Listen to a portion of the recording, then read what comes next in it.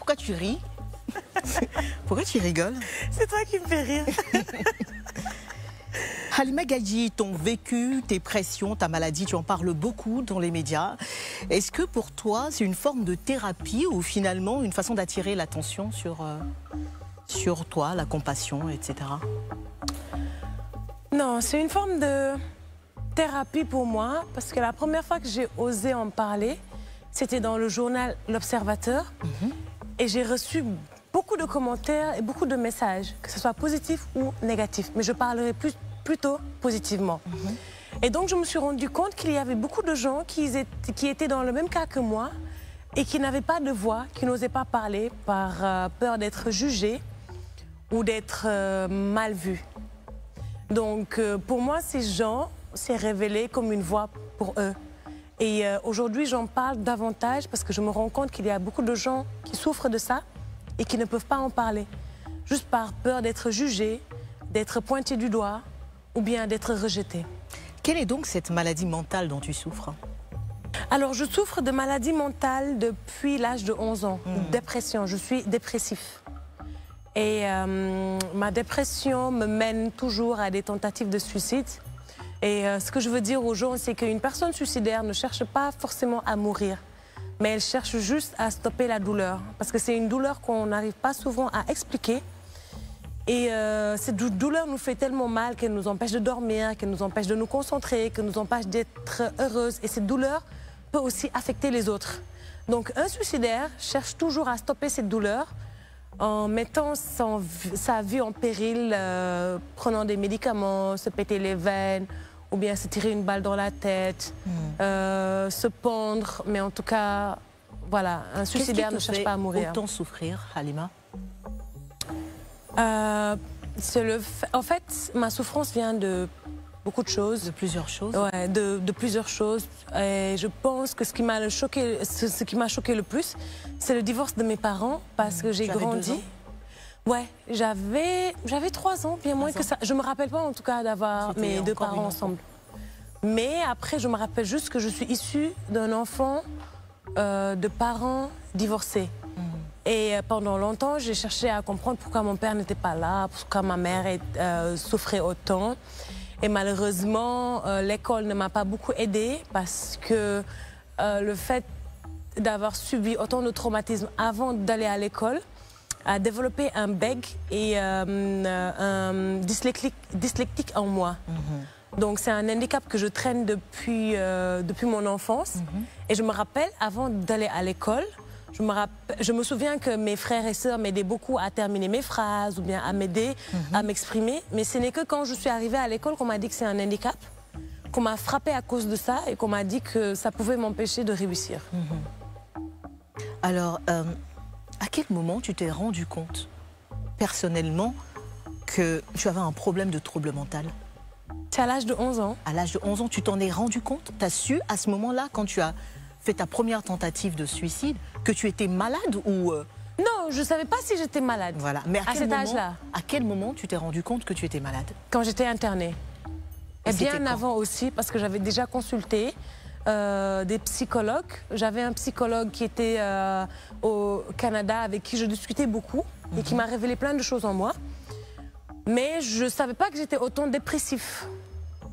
Donc je pense que c'est à ma dernière dépression, quand j'étais internée à l'hôpital psychiatrique et que j'ai été forcée de prendre des traitements, que j'ai su que j'étais dépressif et que ça pouvait m'arriver à n'importe quel moment. Et la dernière dépression en date, c'était quand? Elle date de 2019. C'était juste après les tournages de Maîtresse d'un homme marié. Qu'est-ce que tu avais fait? Qu'est-ce que tu avais essayé de faire à ce moment-là? J'ai subi d'abord un burn-out. D'accord. Qui m'empêchait de dormir, qui m'empêchait de me concentrer, qui a mis une phobie en moi d'être avec les gens. J'avais très peur des gens parce qu'on ne me voyait plus en tant que Halima, mais en tant que Marème. Et j'étais tellement jugée d'avoir brisé un foyer que ça m'a rendue malade. Et donc, ça m'a poussée à être agressif avec beaucoup de gens. Ça m'a poussée à prendre des substances. Ça m'a poussée à être internée à l'hôpital psychiatrique et à prendre des médicaments. Penses-tu être guérie de tout ça aujourd'hui, Halima? Guérie, non. Mais je m'améliore de jour en jour.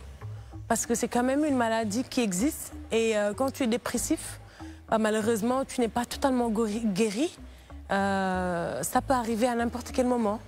Donc, au moins, tu sais, toi, ce qui peut te mettre en dépression, donc tu fais attention. Mais non, je ne suis pas totalement guérie. Mais comment tu gères ça aujourd'hui?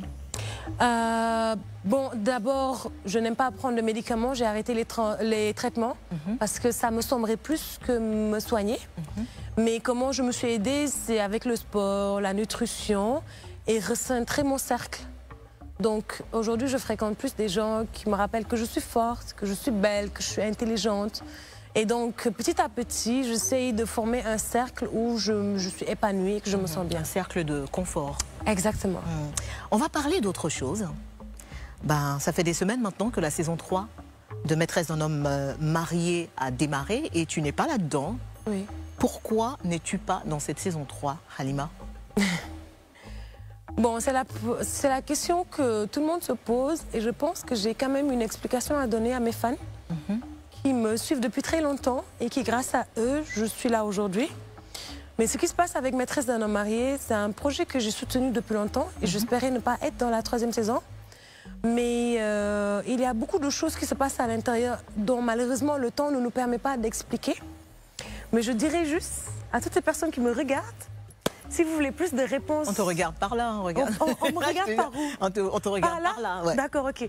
Si vous voulez des réponses par rapport à Maîtresse d'un homme marié, suivez la page Enzoul officielle sur YouTube. Tu donneras tes... Je donnerai mes réponses dessus. Tes réponses là-bas. Mais je dois quand même une réponse ce soir à mes fans.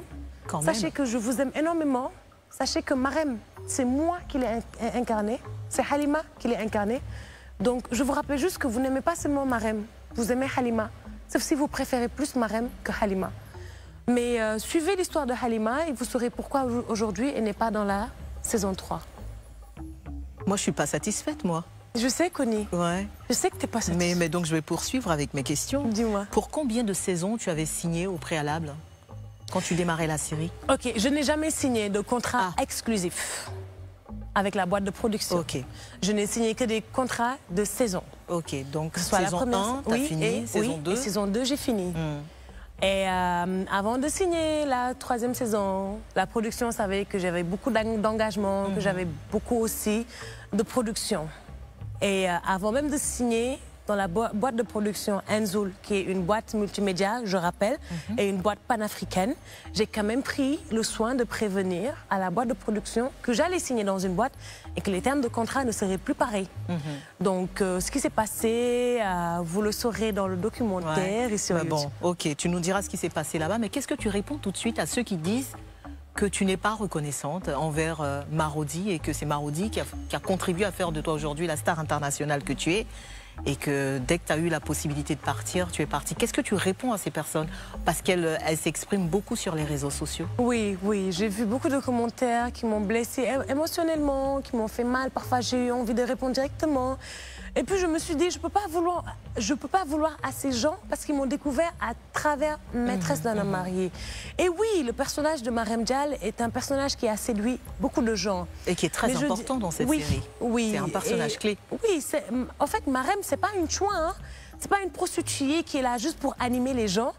C'est un personnage qui rappelle aux femmes leurs devoirs, leurs convictions, leurs forces et leurs faiblesses. Donc, ce qui se passe avec ces gens qui m'ont découvert à travers Maîtresse, je leur dis, bah écoutez, malheureusement, vous ne m'avez connu que dans Maîtresse d'un homme marié. Tu avais une carrière ma carrière date depuis 2013. Donc, continuez à me suivre. Peut-être que je vais vous épater dans d'autres personnages qui pourront vous faire oublier Marème. Halima, si aujourd'hui, Marodi revient vers toi et met sur la table de négociation, de nouvelles conditions, est-ce qu'avec Enzoul Productions, vous êtes ouvert à la discussion? C'est pas avec moi que la boîte de production doit... c'est pas avec moi que la boîte de production doit discuter. C'est avec ma boîte de prod. Aujourd'hui, je fais confiance à une boîte qui me défend, qui me valorise, qui voit en moi ce que les autres ne voient pas. Et je tiens à éclaircir que la boîte a quand même fait tout ce qui était à son possible pour que je sois dans la 3e saison, parce que la boîte sait à quel point c'est important pour moi. Mais aujourd'hui, ce que je veux dire à ces gens, c'est qu'il y a une histoire qui est beaucoup plus intéressante que Maîtresse. il y a mon histoire, il y a ma vie qui pourrait vous apprendre beaucoup de choses sur vous. Ok, la carrière d'actrice, elle va se poursuivre. Ah mais oui, à fond. On en parlera dans la dernière partie de cette émission. Est-ce que pour toi, Marème Dial est irremplaçable dans la série? Marème Dial est un personnage, hein. Elle appartient à personne. Elle ne m'appartient pas, elle n'appartient à personne d'autre. C'est un personnage que toute actrice professionnelle peut incarner. Okay. Il s'agit juste de la moduler en toi. Que ce soit de sa beauté, de sa grandeur, de son speech et de tout ce qui fait Marème. Donc oui, toute autre actrice peut incarner Marème. Je ne suis pas Marème, c'est juste un personnage. Ouais. Merci beaucoup Halima Gadji. Est-ce que tu as été sincère durant ce confessionnal?